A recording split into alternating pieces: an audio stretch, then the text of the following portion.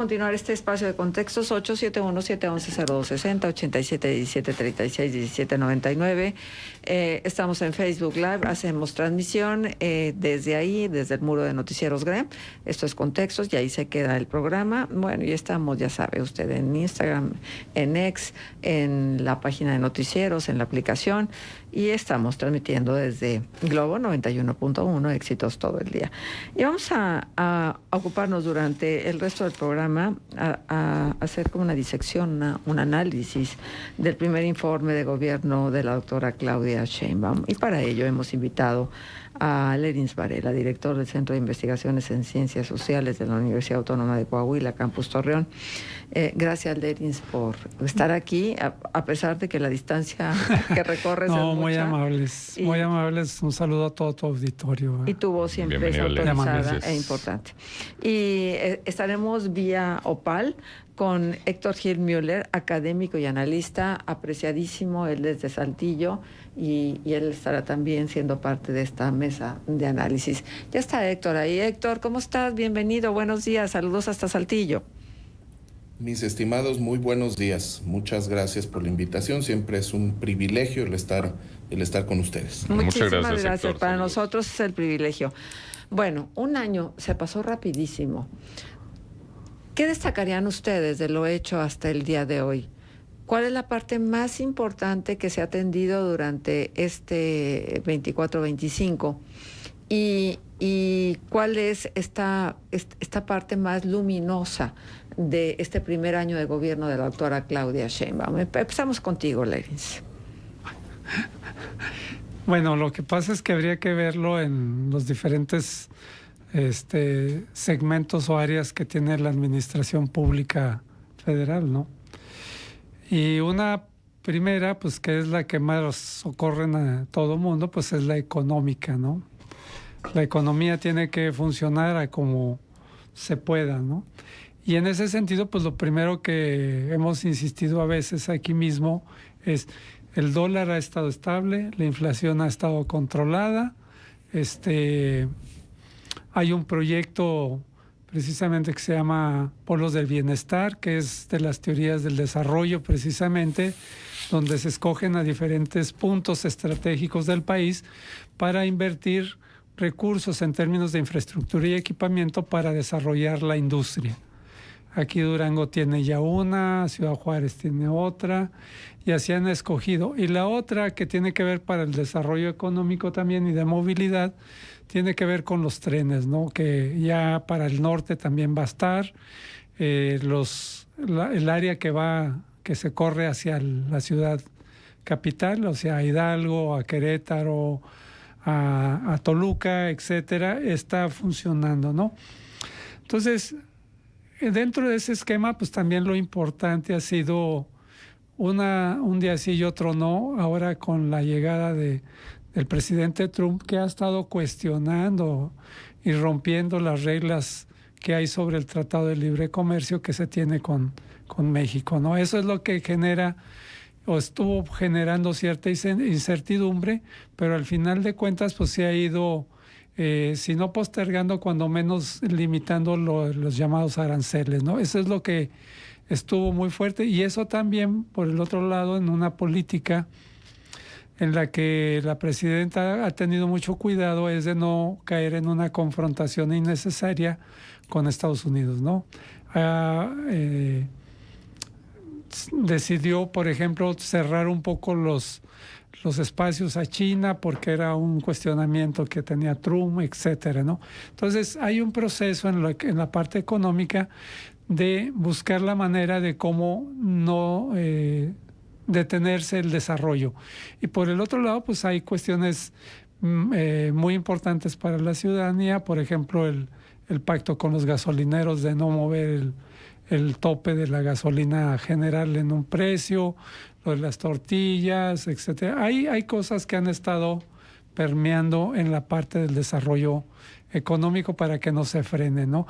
Y de hecho, pues si nosotros revisamos, pues hay una inversión histórica de recursos del extranjero hacia México en términos de inversión para el país. Eso quiere decir que la parte económica A pesar de que puede haber alguien que esté de acuerdo, no, ahí está funcionando y está caminando, Esto ¿no? último que dices, Valeria Moyo hoy en la mañana hacía el análisis y decía, ojo, no nos confundamos, la inversión extranjera llega adelantándose a la institución de los aranceles, se compra por anticipado y entonces esto pareciera que es parte de la inversión y no necesariamente, es simplemente hacer una compra anticipada, sobre todo de materia prima, para las empresas instaladas acá, pero no necesariamente es porque haya crecido la inversión, sino es una manera de adelantarse y de tratar de salvaguardar la economía de muchas de las empresas extranjeras que bueno, ya hemos visto, hay riesgos, ¿no? Por Nissan Aguascalientes, por ejemplo, una de ellas. Pero sí, bueno, hay estabilidad. El precio de la tortilla ha cambiado un mundo, ¿eh? No, ya no es el precio de la tortilla de hace un año. La tortilla no ha podido sostenerse. Tan es así que está siendo incluida dentro de los programas sociales de los partidos políticos, llevando tortilla barata a las poblaciones ejidales. Héctor, ¿cuáles consideras que son las luces y las sombras de este primer año?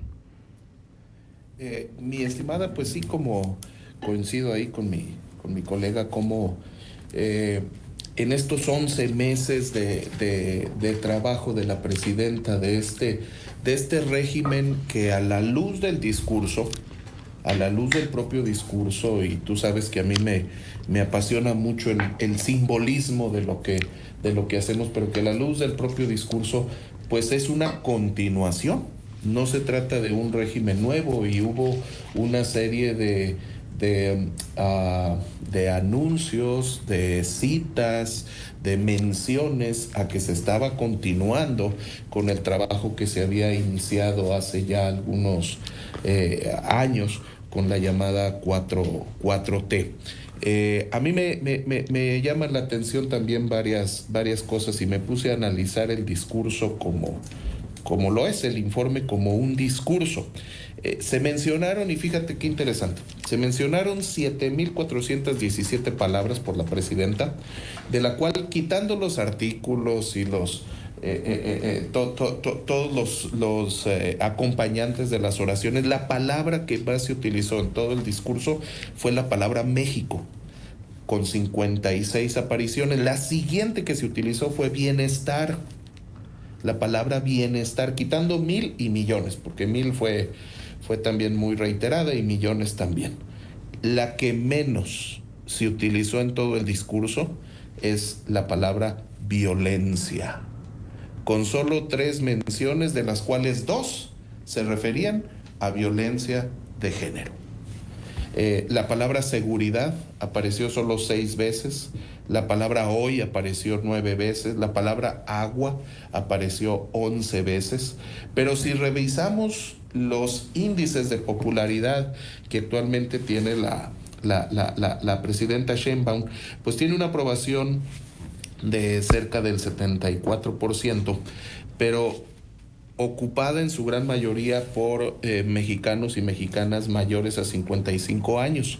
La desaprobación más alta de su gobierno está en el grupo etario de 35 a 45 años.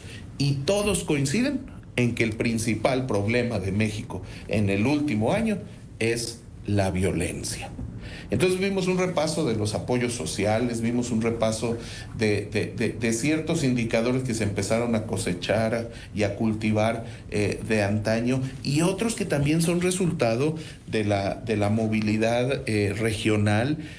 Pero me parece que todavía deja un poco ahí pendiente la estrategia a futuro. ¿Qué va a pasar con los movimientos que está ocasionando Estados Unidos? Porque Estados Unidos está implementando una nueva estrategia económica en donde muy seguramente nuestras formas de hacer negocio, nuestras competencias que antes le llamábamos esta cercanía geográfica, pues a lo mejor ya no va a ser tan valioso dentro de algunos años. Entonces creo que ahí es donde faltan algunas cosas dentro de este primer año. Las referencias fueron amplias y muy sobradas a cuestiones que se empezaron de antaño y que hoy se están cosechando algunas. Por ejemplo, mencionó la presidenta Sheinbaum que se han logrado en estos 11 meses 19 reformas a las leyes. Pues bueno, esas reformas no han sido originadas exclusivamente en 11 meses, ¿verdad? Tienen un trabajo de formación de años previamente, que ahorita se está cosechando las aprobaciones de algunas de ellas, como por ejemplo la reforma judicial, que también es importante decir que el 1 de septiembre también entró esta nueva composición de la Corte. Pues no son cosas propiamente de estos 11 meses solamente. Uh-huh. Muy bien, vamos a ir a la pausa comercial. Ya tenemos participación del auditorio, estaremos dándole salida a los comentarios de cada uno de ustedes. Les recuerdo 871-711-0260, 8717-36-1799, el WhatsApp de Noticieros GREM. Escuchas Contextos. Regresamos con más.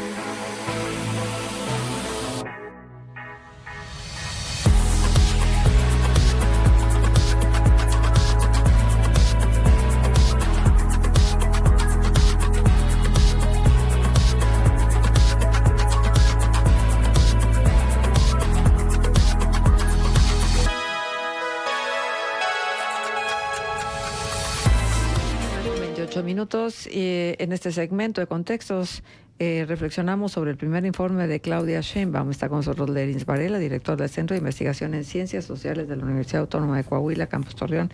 Y está Héctor Gil Müller, académico y analista vía OPAL desde Saltillo.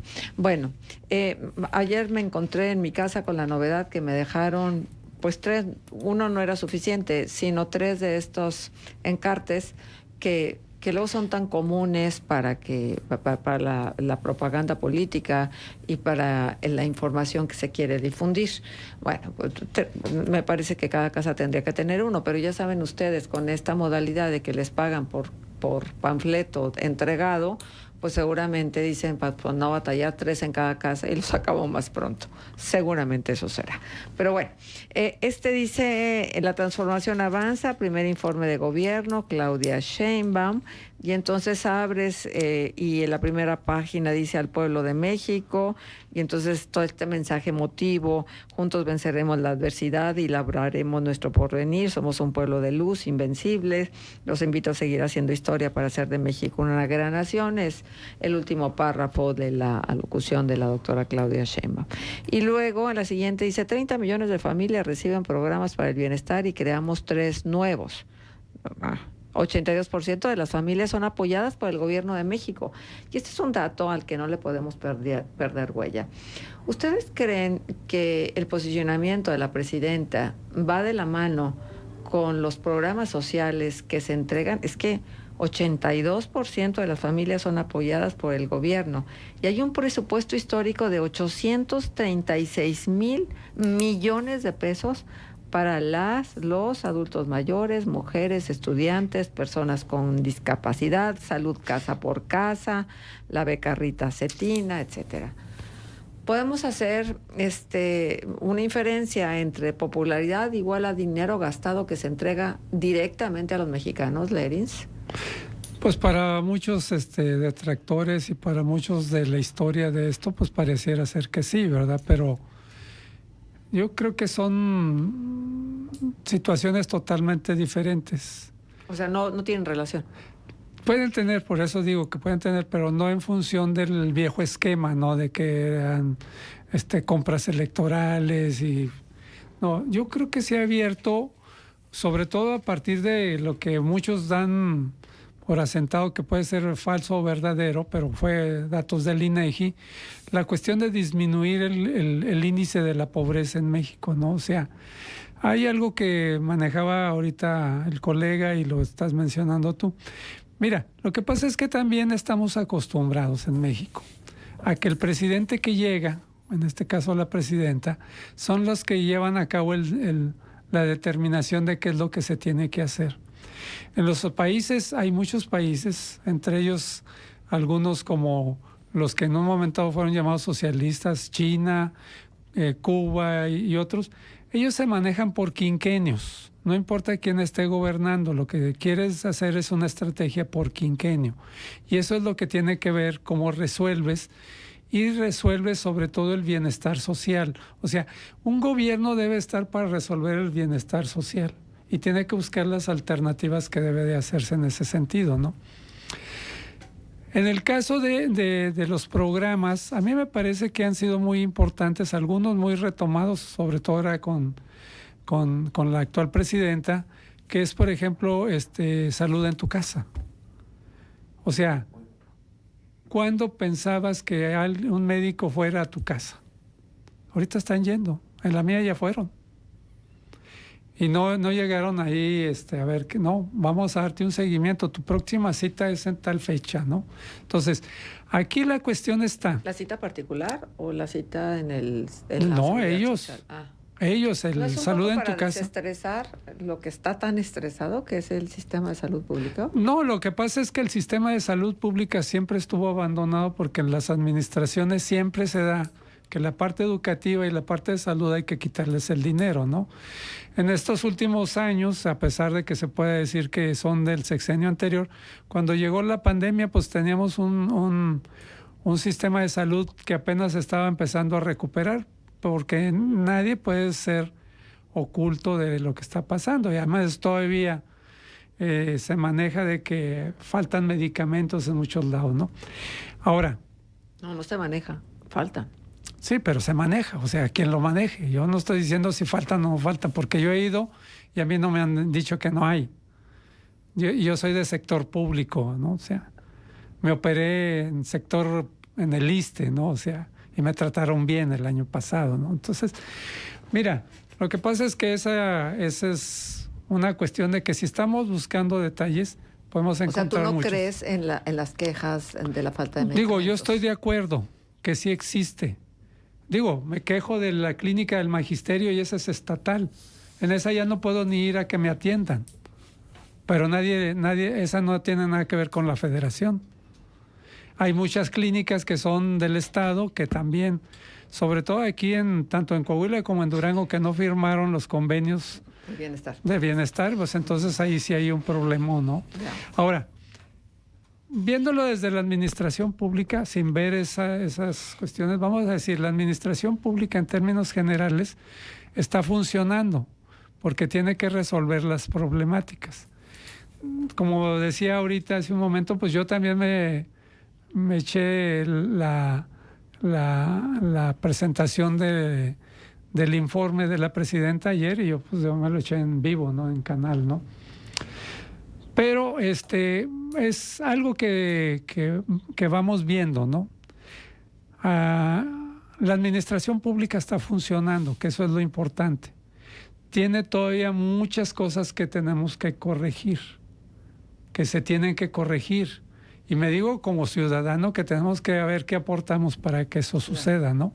Ahora, si nosotros lo vemos, es que es el nivel, o sea, tenemos eso. Pero también ahorita tenemos en Durango el informe próximo del gobernador del estado, que está también de acuerdo a la ley, de acuerdo a lo que te permiten informar, que tienes 7 días hábiles, etcétera. Pues eso lo están haciendo y también lo hizo también los alcaldes y alcaldesas de los municipios de Durango, ¿no? Porque tuvieron cambio. Apenas ayer ya entraron las nuevas administraciones. Entonces es parte del proceso de la ley. Esa es una cuestión de ventaja que ya no se te permite que antes estuvieras publicitando todo esto. Esto que te pusieron ahorita, pues es parte del permiso que se otorga, porque en otro momento no se permite, ¿no? Podemos estar de acuerdo en los datos que se informan, pero lo que estamos diciendo es, a ver, ¿está funcionando la administración? Sí. Nosotros eso es lo que vemos. Está funcionando. Con sus limitaciones, con sus fortalezas. Entonces, ¿qué es lo que seguiría? ¿Qué es lo que seguiría? Bueno, pues lo primero es que se tiene que hacer una revisión de lo que ya te funcionó en estos 11 meses y ver qué es lo que tienes que corregir para mejorar. Muy bien. Ese es desde el punto sentido de administración pública, ¿no? Bien. Héctor, ¿tú qué piensas? Bueno, nada más déjame darle salida aquí a algunos WhatsApp que nos llegan. ¿El programa de hoy es análisis del informe o es para echarle porras a la presidenta? No, es un análisis y cada quien vierte la opinión que considera que es la correcta. Pues este gobierno a mí en lo particular no me ha beneficiado en nada, dice otro WhatsApp. Yo lo digo y lo seguiré diciendo. Yo no estoy de acuerdo con que mi dinero de mis impuestos se vaya a pagar a esos programas mafufos. Solo autorizo la pensión de los viejitos, solo eso y ya. 70% de aprobación. Me queda claro que los que reciben los pagos del bienestar le apoyan, pero ¿a poco ya somos más mexicanos? No entiendo ese porcentaje, nos dice. Héctor, a ver, ¿cómo ves las cosas? ¿Cómo las vislumbras? Aquí Lerins pone sobre la mesa el tema de la eficiencia administrativa. ¿Estás de acuerdo con ello? Como ya en reiteradas ocasiones hemos platicado, todo depende con qué nos comparamos. Generar una crítica es hacer una comparación. Y dependiendo que elijamos, pues obviamente la comparación va a ser diferente. Recordemos que la distancia que existe entre nuestra realidad y una expectativa, esa es la brecha de las decepciones. Entonces, dependiendo cuál sea mi expectativa y qué considere yo que es el sistema de salud de Dinamarca, pues va a ser el tamaño de la decepción que tenga, ¿verdad? Si para mí el éxito es un sistema de salud diferente, pues todo depende con qué lo hagamos. La encuesta que mencionaba, que es una encuesta que cita a propósito de este primer informe de gobierno que la publica El País, pues ahí expresa que el principal logro del gobierno, que es visto por los mexicanos, por la cantidad de mexicanos que se encuestaron en eso, son los apoyos sociales. Y es cierto, eso es lo primero que vemos. Todavía no nos queda claro, aunque muy seguramente habrá algunos beneficios del Tren Maya, de las refinerías, de otro tipo de estrategias que vaya a haber. Seguramente habrá alguno que otro beneficio, dependiendo con qué nos comparemos. Pero lo que nadie puede negar es la existencia de los apoyos sociales que se reparten, y que también tengamos cuidado, porque esos apoyos sociales llegaron a gente que antes no reportaba un ingreso formal, y al no reportar un ingreso formal, la percepción de pobreza pues obviamente era real. Pero obviamente esa gente recibía recursos de algo. Alguien entregaba algún recurso para esas personas, que hoy se formaliza y entonces hoy desaparece de un listado, y hay un cambio tremendo en los números de pobreza, pero a partir también de ese indicador. El concepto individualizado que cada uno tenga de pobreza pues va a ser muy subjetivo, y para nosotros, igual que la existencia del trabajo digno, ¿verdad? Que es un trabajo digno, pues dependiendo de la persona que le da esa característica de dignidad. Sobre la eficiencia de la administración pública, pues es el mismo comentario. El que esté abierto a público, el que se estén generando algunos trámites, el que se siga recaudando el impuesto, el que se siga pagando un salario al funcionario, pues esos son procesos operativos de la administración, dependiendo qué es lo que queremos nosotros como mexicanos, qué es lo que buscamos para este país, sobre todo en un tiempo tan convulso como el actual, un tiempo crítico en el que la geopolítica del mundo está cambiando, y en el que México pues lucha por presentarse como un actor prioritario en estos temas. Pues también depende si estamos dando los pasos adecuados. Por ejemplo, a mí me llamó mucho la atención en el informe de gobierno la mención de que el 500% de aumento en los centros de salud, que antes no tenían capacidad para toma de muestras, ahora lo tienen. Eso se puede resolver hasta con un glucómetro. Un consultorio en el cual se envía un glucómetro con una cintilla, ese consultorio ya se ha convertido en un centro para tomar muestras. Entonces, no es la creación de grandes laboratorios, no es la creación de centros que puedan inspeccionar a la gente, sino basta una pequeña acción para nosotros poder decir, no, pues ya hubo ese avance. Entonces tengamos cuidado en ese sentido. Veamos el simbolismo de estas cuestiones. Por ejemplo, que la presidenta haya mencionado en su informe que un proyecto relevante en cultura es la generación de 25 libros para el 2025, refiriéndose a libros universales, propios de mexicanos, como esa edición, pues claro, creo que no corresponde a un ejercicio cultural de un país que alberga más de 120 millones de personas. Uh-huh. Sí, Héctor, te hago el planteamiento a ti para que lo respondas, por favor, y ahorita a Lerins también que lo responda. En el tema de la pobreza, ¿cómo se puede equilibrar primero lo que se presume como un logro, que ha sido la reducción de la misma según la medición que hizo el INEGI y que decía la presidenta, se redujo de 41.9 al 29.6% la pobreza en el país? Sin embargo, bueno, los mismos datos del ENIC y del propio INEGI pues marcan que todavía 6 de cada 10 mexicanos tienen por lo menos alguna carencia social. 3 de cada 10 mexicanos no tienen acceso a servicios de salud. Ayer lo platicábamos con Luis Javier Cortés. El tema también de que, bueno, si incrementa el gasto en los hogares, muy seguramente por los programas sociales, pues también aumenta el gasto de bolsillo en servicios de salud que no se están garantizando a plenitud. ¿Cómo conciliar esto que se dice disminuyó la pobreza, pero sigue habiendo carencias sociales? Misma Marcela nos daba la cifra, ¿verdad? Más de 800,000 millones repartidos en estos programas sociales, pues obviamente es dinero circulante que impacta directamente nuestra forma de medir la pobreza.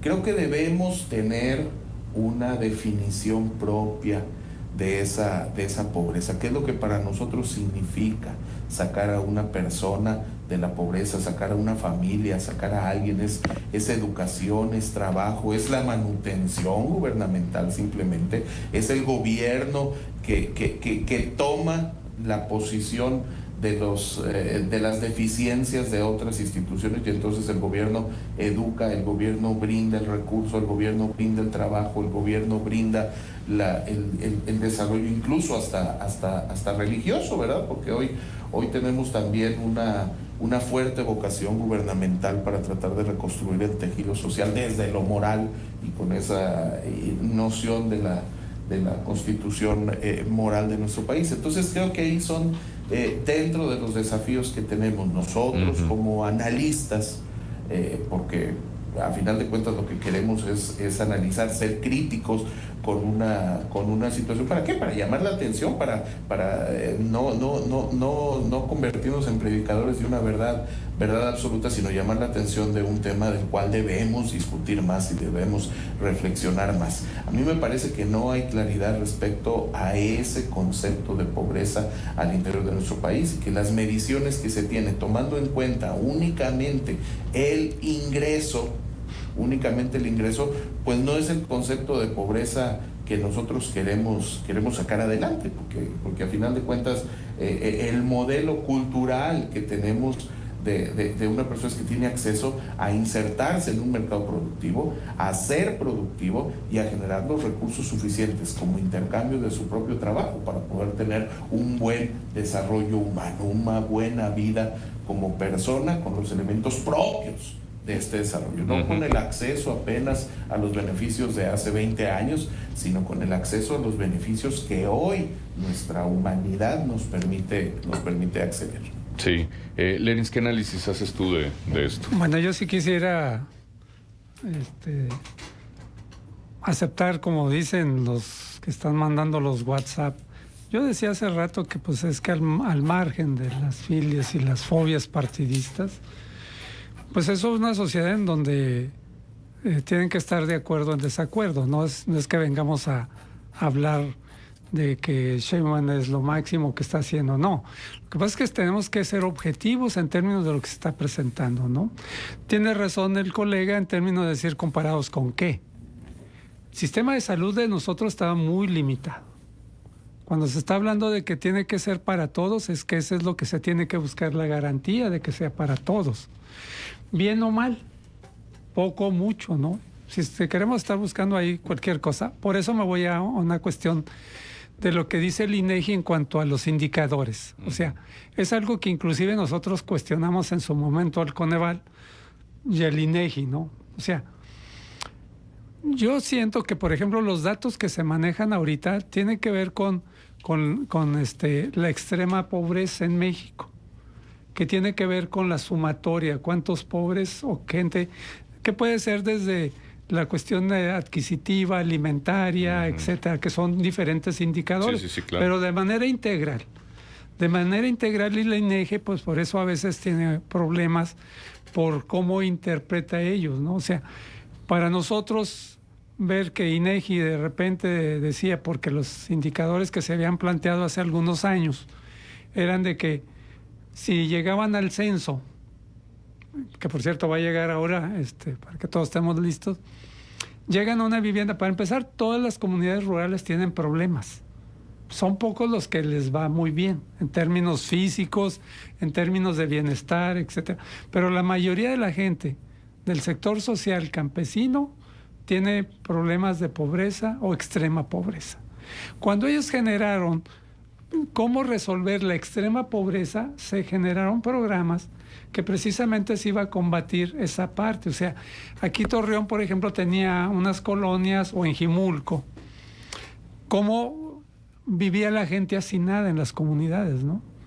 Por eso se inventó en ese momento, desde antes, no es de ahorita, con la 4T, se inventaron los cuartos rosas, construirles un baño, etc. O sea, para que se viera el nivel. Ujú. ¿Y a quiénes se abordaba? Pues a ese tipo de personas que yendo a su casa tenías que generar un programa, porque también, por lo que dice, todos los programas son para eso.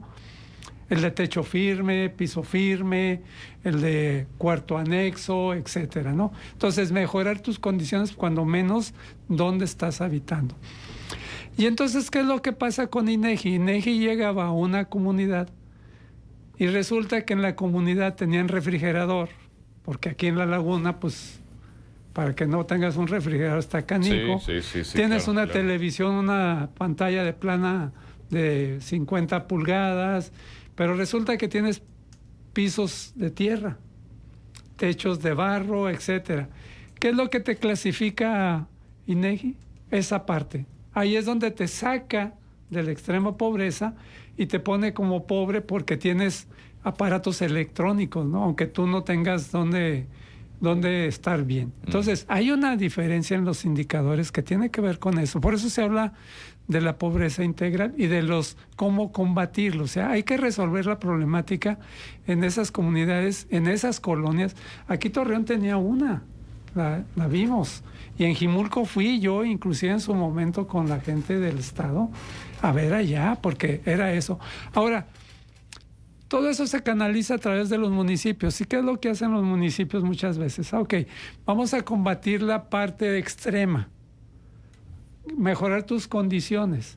Y entonces, de 4 o 5 programas que son piso firme, techo firme, baño, cuarto rosa, accesos seguros, son 5. ¿Qué es lo que hacían? Ok, a ver, aquí está, y hasta te mandaban decir dónde. Aquí los detectamos. Pero ¿qué es lo que hacemos muchas veces?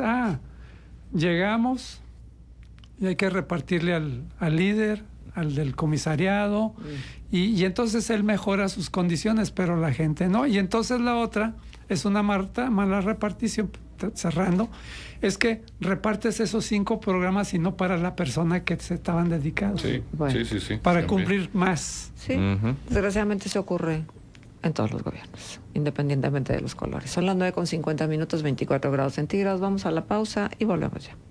Escuchas Contextos. Regresamos con más.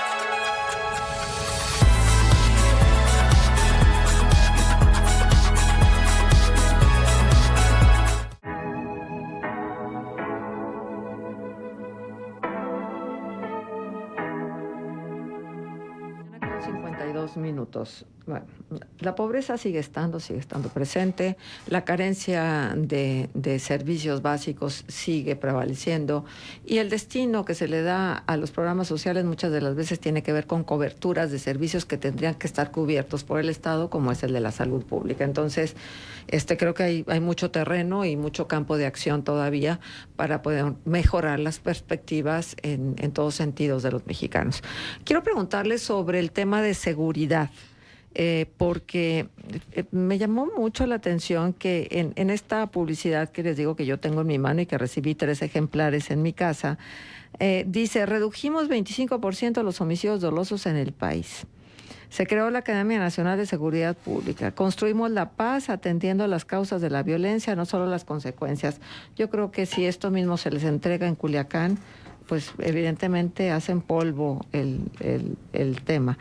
Hemos puesto en marcha la Estrategia Nacional de Seguridad sustentada en 4 ejes: atención a las causas, consolidación de la Guardia Nacional, fortalecimiento de la inteligencia e investigación y coordinación con las entidades federativas.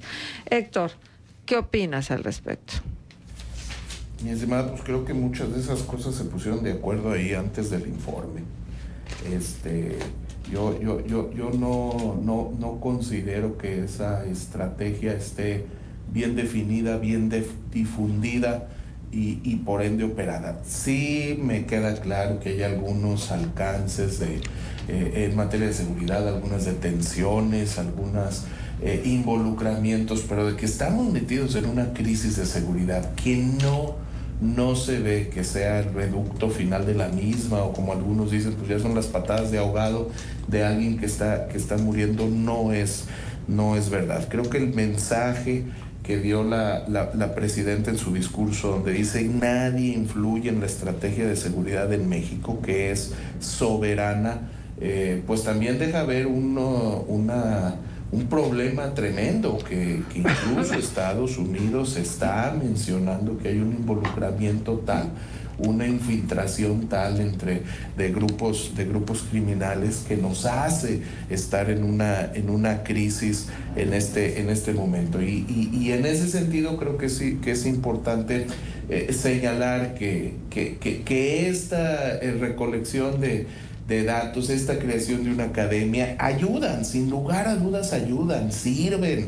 El que nos involucremos en los problemas que causan esta situación, claro que es tremendo, pero no es suficiente, como tú bien señalas, en un país que está en medio de una crisis fuerte de seguridad. Para mí en lo personal, y como alguien a quien le gusta estos temas, para mí el tema de la seguridad y de la violencia fue un tema ausente en el informe, y que no tuvo la presencia necesaria que debía tener por la urgencia, claro, la urgencia actual que se tiene. Pero además por las circunstancias, ¿no? El Mayo Zambada en Estados Unidos, los grandes capos extraditados y toda la información que se está suscitando, ¿no? Lo dicho por el Mayo Zambada, que se ha repetido de una manera impresionante en las redes sociales, ¿no? Durante todo el tiempo que estuve en el terreno de la narcodelincuencia, soborné y di dádivas a políticos, a miembros del ejército, a las policías y demás. O sea, estamos hablando de muchos sexenios, pero finalmente este es el sexenio en el que estamos. ¿Será que podemos confiar que las cosas han cambiado? ¿Será que realmente esos delincuentes que ya no dejaron como herencia un modus operandi que probablemente sigan haciendo lo mismo con las policías, con los jueces, con el ejército? ¿Qué opinas, Héctor? Pues el mensaje central desde que inició la 4T es el concepto de esperanza. Y con ese concepto se ataca cualquier crisis. Tengamos la esperanza en que esto mejore, tengamos la esperanza que esto mejore. Pero esa es una esperanza que no tiene elementos suficientes para ser reales, ¿verdad? El pueblo azteca vagó durante 300 años buscando el lago sobre el cual se edificaron, y estoy seguro que en algún momento ya no sabían qué era lo que buscaban. Entonces creo que nosotros igual en este tiempo no sabemos qué es lo que estamos buscando en el tema de seguridad, en el tema de reducción de la violencia, no sabemos qué es lo que estamos buscando. Nos estamos dando cuenta de una grave crisis social de la cual no solamente es responsable el gobierno, obviamente, pero en ese sentido creo que nos es muy difícil confiar, y luego cuánto más cuando no vemos algunos de estos elementos que nos ayuden a decir, bueno, aquí hay casos de éxito. Aquí hay casos de gobiernos que se están recuperando, de ciudades que se están recuperando, de estados que se están recuperando. Entonces, esta estrategia creo que está carente de esos elementos.